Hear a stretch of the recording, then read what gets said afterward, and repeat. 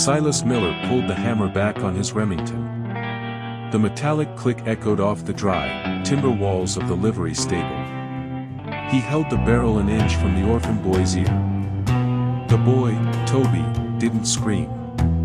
He was too terrified for sound, his small frame shaking so violently that his knees knocked together in the dirt. A crowd had gathered at the mouth of the alley, but they stayed back, their faces masked by the long shadows of the late afternoon. Silas looked up, his eyes bloodshot and roaming, until they landed on the tall man standing 10 paces away. The man's duster was coated in a thick layer of gray alkali dust. His hand rested near his hip, fingers motionless. Silas's finger twitched on the trigger. He told the man that if he took one more step, he'd blow the kid's head into the next county. The man didn't step. He didn't reach for his gun. He just watched Silas with eyes the color of cold ash. He told Silas that the boy hadn't stolen the watch. He told Silas the watch was still in the pocket of the vest Silas had left at the saloon. Silas roared that he was a liar. The man didn't blink. He said that in 30 seconds, Silas was going to realize he was wrong, but by then, he'd have a hole in his chest that no doctor could sew shut. Silas's hand trembled. The boy closed his eyes.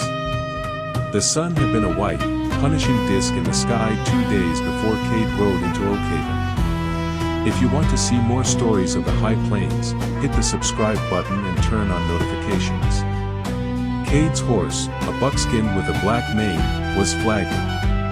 The animal's head hung low, its breath coming in short, raspy puffs that kicked up the fine dust of the trail. Cade felt the heat through the soles of his boots. It was the kind of heat that baked the marrow in a man's bones. He didn't use the spurs.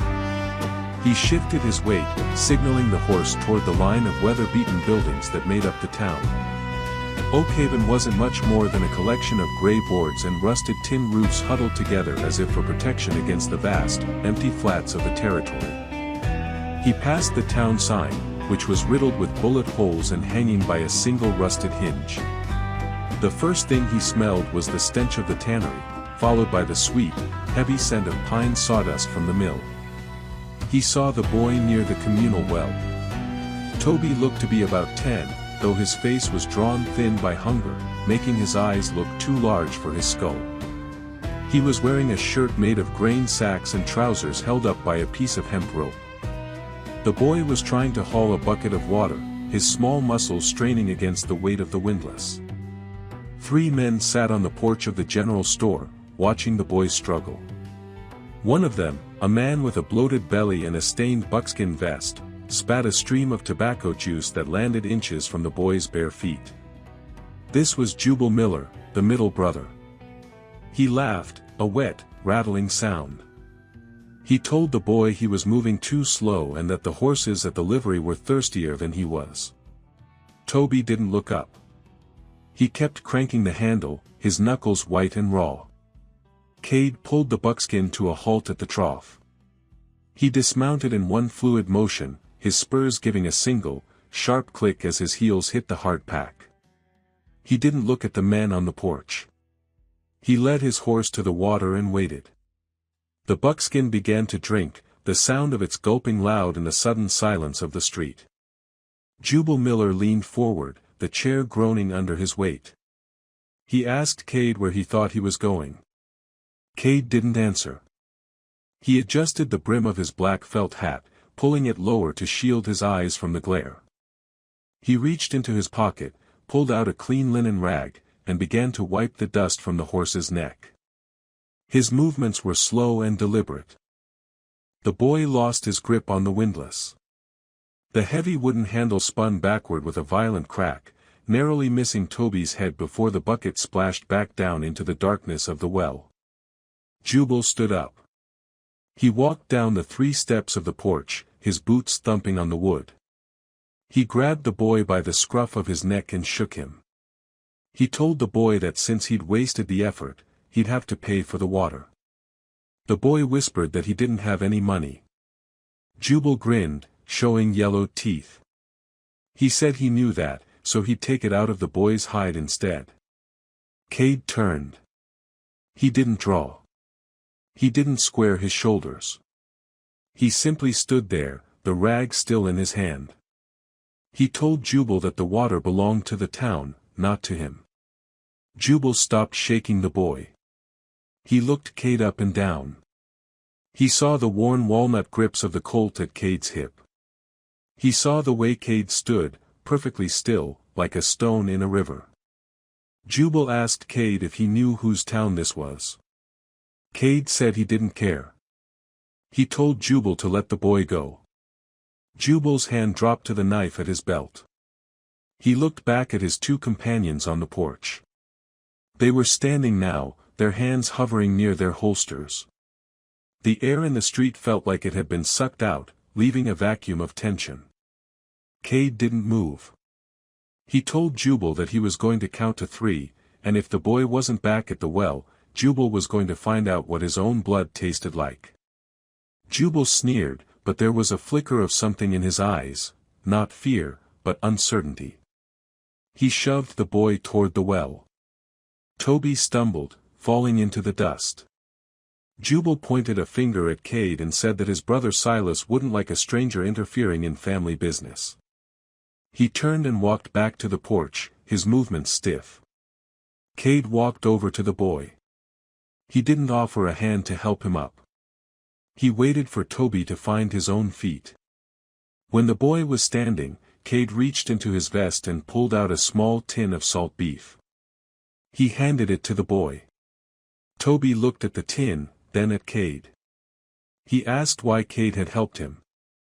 Cade said he didn't like the sound of a man bullying a child. He told the boy to eat and then to finish the water. Cade walked his horse to the livery stable at the end of the street. The interior was cool and smelled of dry hay and manure. An old man with a hunched back and a cataract-filmed eye emerged from the shadows. He told Cade that a stall would be $1 a night, grain included. Cade handed him a silver dollar. The old man looked at the coin, then at Cade. He told Cade that he should have kept riding. He said the Miller family owned the mill, the general store, and the sheriff. He said they didn't like outsiders, especially ones who talked back to Jubal. Cade unsaddled his horse. He began to groom the animal with a stiff brush, his strokes rhythmic and firm. He said he was only staying long enough to rest the buckskin. The old man shook his head. He said that once Silas Miller heard about what happened at the well, Cade wouldn't be allowed to just leave. Silas was the oldest, and he was the one with the temper that left men in the ground. Cade spent the evening in the town's only boarding house, a cramped building run by a widow named Mrs. Gable. She served him a plate of gray stew and a cup of coffee that tasted like burnt chicory. She told him about Toby. The boy's father had died in the mill 3 years ago, caught in the main drive belt. His mother had followed a year later, taken by the flux. Since then, Toby had been the town's ghost, sleeping in haylofts and eating what he could scavenge. Nobody helped him because Silas Miller had declared the boy's father owed the mill a debt for the damage his body did to the machinery. The town looked away because it was easier than facing the Millers. Cade listened. He didn't offer sympathy. He ate his stew in silence, his mind tracing the layout of the town he'd seen. He knew where the exits were. He knew where the cover was. He knew that the Miller brothers were the kind of men who fed on the silence of others. The next morning, the heat returned with a vengeance. Cade was at the blacksmith's shop, watching the smith hammer out a thrown shoe for the buckskin. The ring of the hammer on the anvil was the only sound in the street until a group of horses came galloping in. There were 4 of them. At the lead was Silas Miller. He was a lean man, unlike his brother Jubal, with a face that looked like it had been carved out of granite. He wore a high-crowned hat and a duster that was cleaner than the rest of the town. They pulled up in front of the blacksmith's. Silas looked at the buckskin, then at Cade. He asked if Cade was the one who had threatened his brother. Cade stood by the forge, the heat from the coals at his back. He said he'd told Jubal to let the boy go. Silas dismounted. He walked into the shop, his eyes scanning the tools. He picked up a heavy rasp and weighed it in his hand. He said that in Oakhaven, the Millers provided the work and the law. He said that Cade had broken that law. Cade didn't move. He said the boy didn't owe any debt that required a man to lay hands on him. Silas laughed. He said the boy owed whatever Silas said he owed. He stepped closer to Cade, the rasp gripped tight. He told Cade that he had two choices. He could pay $100 as a fine for his interference and leave town immediately, or he could stay and see how the Millers dealt with trespassers. Cade reached into his pocket. He pulled out a single nickel and tossed it into the dirt at Silas's feet. He said that was all the interference was worth. Silas's face darkened. He dropped the rasp. He didn't draw his gun, not yet. He knew the blacksmith was watching. He knew the town was watching from behind their curtains. He said he'd give Cade until sundown to change his mind. If he was still in Oakhaven after dark, Silas would consider him a permanent resident of the cemetery. Silas and his men turned their horses and rode toward the saloon. Cade turned back to the blacksmith. The smith was staring at the nickel in the dirt. He told Cade that he was a dead man.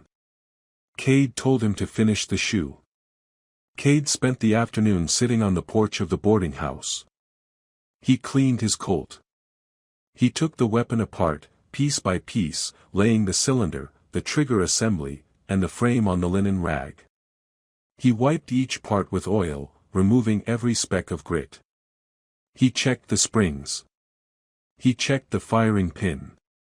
He reassembled the gun with the practiced ease of a man who had done it 1,000 times. He loaded 5 rounds, leaving the hammer down on an empty chamber. Toby appeared from around the corner of the house. He was holding a small wooden soldier, carved from pine. He sat on the steps a few feet away from Cade. He asked Cade if he was going to leave. Cade didn't look up from his work.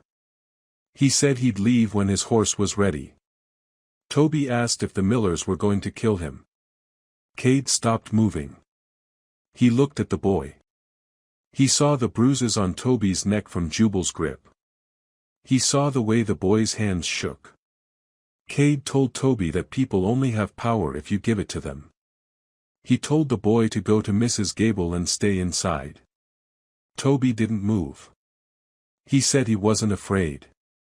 Cade said that being afraid was what kept a man alive, but letting it stop you was what made you a slave. As the sun began to dip toward the horizon, painting the sky in bruised purples and oranges, Silas Miller made his move. But he didn't come for Cade first. He went for the boy. Silas knew that Cade wouldn't leave if the boy was in danger. He found Toby behind the general store and dragged him into the street. He accused the boy of stealing his gold pocket watch, a family heirloom. It was a lie, and everyone in the street knew it, but no one spoke. Silas dragged the boy toward the livery stable, shouting for the stranger to come out and face him. Cade heard the shouting from the boarding house. He stood up, adjusted his belt, and stepped out into the street.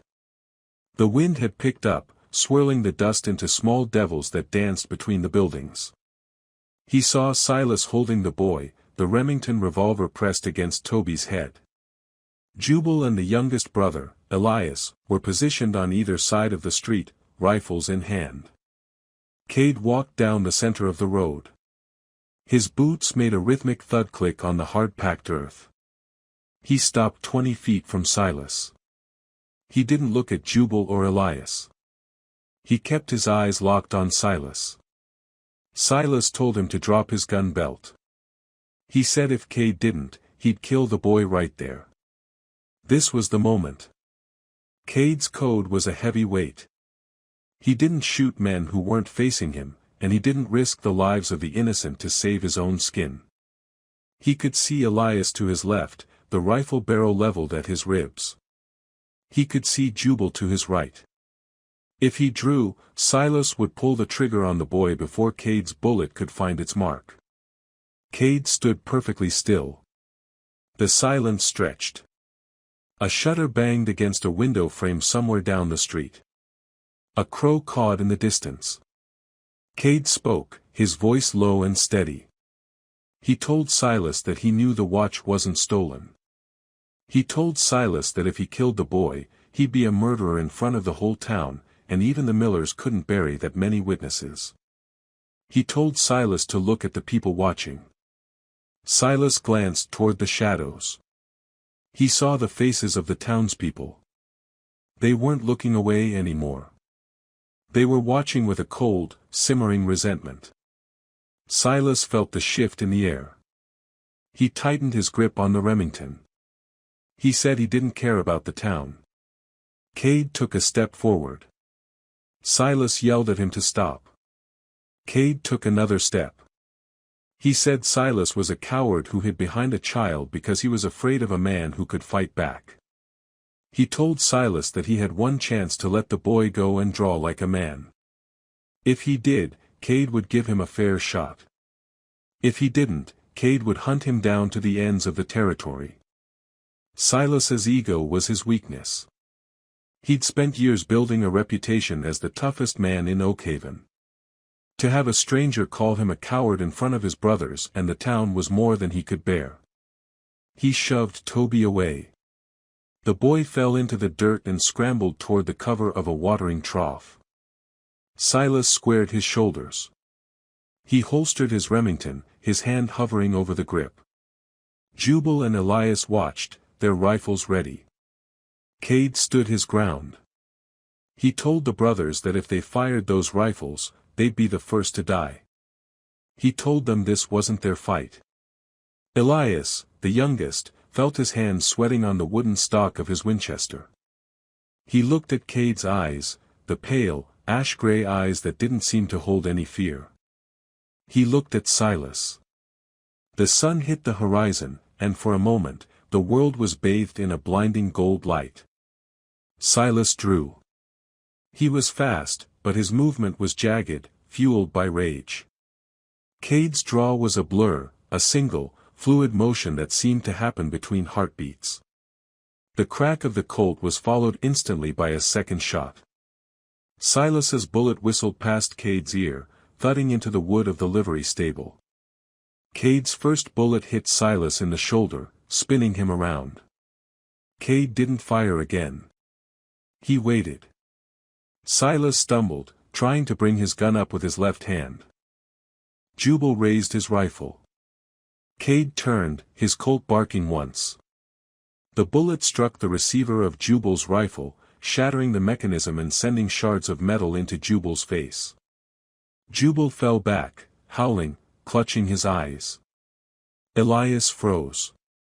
He had the bead on Cade's chest, but he didn't pull the trigger. He saw his two brothers down. He saw Cade standing there, the hammer of his Colt cocked again, the barrel pointed directly at Elias's forehead. Cade told him to put the gun down. Elias let the Winchester fall into the dirt. Cade walked over to Silas. The older Miller brother was sitting in the mud, clutching his shattered shoulder. Blood was soaking through his duster, staining the dust a deep crimson. Cade looked down at him. He didn't feel triumph. He felt only the heavy, familiar exhaustion of violence. Cade reached into Silas's vest pocket. He pulled out the gold watch. He held it up so the townspeople could see it. He said Silas had it the whole time. He dropped the watch onto Silas's lap. He walked over to the watering trough where Toby was hiding. The boy was shivering, his eyes wide. Cade reached down and picked the boy up, setting him on his feet. He brushed the dust off the boy's grainsack shirt. He didn't say anything. He didn't have to. The townspeople began to emerge from the shadows. The blacksmith, the widow Gable, the old man from the livery. They looked at the fallen Millers, then at Cade. The silence was gone, replaced by the murmurs of a crowd that had suddenly found its voice. Cade walked back to the livery stable. He led his buckskin out into the street. The horse was rested now, its coat shining in the fading light. He tightened the cinch and swung into the saddle. Mrs. Gable stepped forward. She asked Cade where he was going. She said the town needed a man like him to keep the peace. Cade looked out toward the dark silhouette of the mountains on the horizon. He said he wasn't a lawman. He said the town belonged to them now, and it was up to them to keep it. He looked down at Toby. The boy was standing near the blacksmith. Cade reached into his saddlebag and pulled out a small leather pouch. He tossed it to the boy. It contained a handful of silver coins, enough to buy a new suit of clothes and plenty of meals at the boarding house. Cade told the boy to stay in school and to never let a man make him feel small again. Toby caught the pouch. He asked Cade his name. Cade didn't answer. He touched the brim of his hat, squeezed his knees against the buckskin's flanks, and rode out of Oakhaven. He rode at a steady pace, the click of his horse's hooves the only sound in the deepening night. He didn't look back. He knew that the Millers would survive, but their power was broken. A man like Silas couldn't rule a town that had seen him bleed in the dirt for a lie. The air grew cold as the stars began to poke through the black velvet of the sky. Cade felt the weight of the Colt at his hip. He hated the gun, hated the way it felt against his leg, but he knew he'd need it again. The territory was large, and there were many towns like Oakhaven, filled with men who thought they could own the lives of others. He rode until he found a small grove of cottonwoods near a dry creek bed. He dismounted and began the ritual of setting up camp. He unsaddled the horse and hobbled it. He gathered a few handfuls of dry brush and started a small, smokeless fire. He sat with his back against a tree, his eyes scanning the darkness. He pulled out his canteen and took a long drink of lukewarm water. He thought about the boy. He hoped Toby would remember the lesson. He hoped the boy would grow into a man who didn't need a stranger with a gun to stand up for him. Cade leaned his head back against the bark. He closed his eyes, but he didn't sleep. He listened to the wind in the trees, the scuttle of a lizard in the brush, the distant howl of a coyote. He stayed awake until the first gray light of dawn began to bleed into the eastern sky. When the sun rose, it was the same white, punishing disk it had been 2 days before. Cade kicked out the embers of his fire. He saddled the buckskin and climbed up. He pointed the horse's head west and started moving. There was another town 2 days' ride away. He didn't know what he'd find there, but he knew he'd be ready for it. The dust rose in small clouds behind him, settling slowly back onto the trail. In a few hours, the wind would erase his tracks entirely, as if he had never been there at all. But in Oakhaven, the memory of the man with the ash-gray eyes would remain, a story told in low voices around kitchen tables and saloon bars for years to come. They'd speak of the day the nameless cowboy showed them that even the most powerful men bleed, and that a single man with a code could change the fate of a town. Cade rode on, a solitary figure against the vast, indifferent landscape. He was neither an outlaw nor a hero. He was simply a man with a gun and a promise he couldn't break. And as long as there were those who needed protection, his journey would never truly be over. If this story reminded you that one man can make a difference, subscribe to the channel.